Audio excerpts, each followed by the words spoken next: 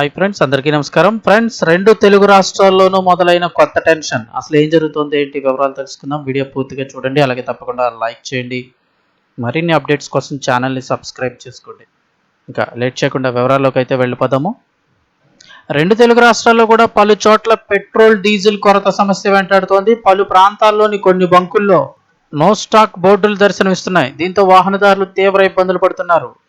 ముఖ్యంగా ఏపీలో ఈ సమస్య అధికంగా కనిపిస్తోంది. కొన్ని జిల్లాల్లో ఇప్పటికే పలు బంకులు క్లోజ్ అయిపోయాయి. దీంతో పెట్రోల్ డీజిల్ దొరక్క వాహనదారులు తీవ్ర ఇబ్బందులు పడుతున్నారు.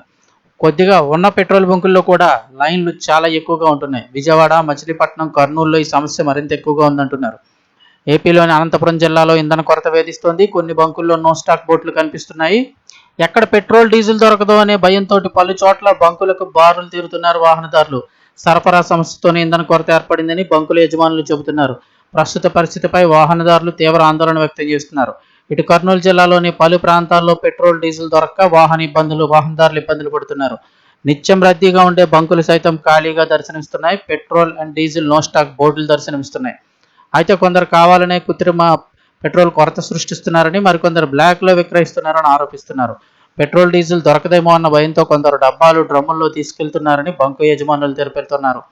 తెలంగాణలో కూడా కొన్ని ప్రాంతాల్లో ఇంధన కొరత సమస్య కనిపిస్తోంది. ఏపీలో పెట్రోల్ డీజిల్ దొరకదన్న భయంతో కొందరు రాష్ట్ర సరిహద్దు బంకుల వద్ద క్యూ కడుతున్నారు. జోగులాంబ, గద్వాల్ జిల్లా ఉండవెల్లి, మానవపాడు మండలాల్లో ఉన్నటువంటి పెట్రోల్ బంకుల వద్ద ఉదయం నుంచి రద్దీగా ఉంది. ఏపీ వైపు నుంచి వందలాది లారీలు, కార్లు, ఆటోలు, వ్యవసాయ వాహనాలు బారులు తీరాయి. దీంతో తెలంగాణలోని పెట్రోల్ బంకులు సైతం రద్దీగా మారుతున్నాయి. ఇక నిర్మల జిల్లా భైంసా పట్టణంలో వారం రోజులుగా పెట్రోల్ డీజిల్ కొరత వేధిస్తోంది. అధికారులు కొరత లేదని చెబుతున్నా బంకుల్లో మాత్రం నో స్టాక్ బోర్డులు దర్శనమిస్తున్నాయి. భైంసాలో 5 పెట్రోల్ బంకులు ఉండగా 4 బంకుల్లో ఇంధన కొరత ఉంది. ఉదయం నుంచి సాయంత్రం వరకు కూడా పెట్రోల్ బంకు దగ్గర రద్దీ అయితే కనిపిస్తోంది.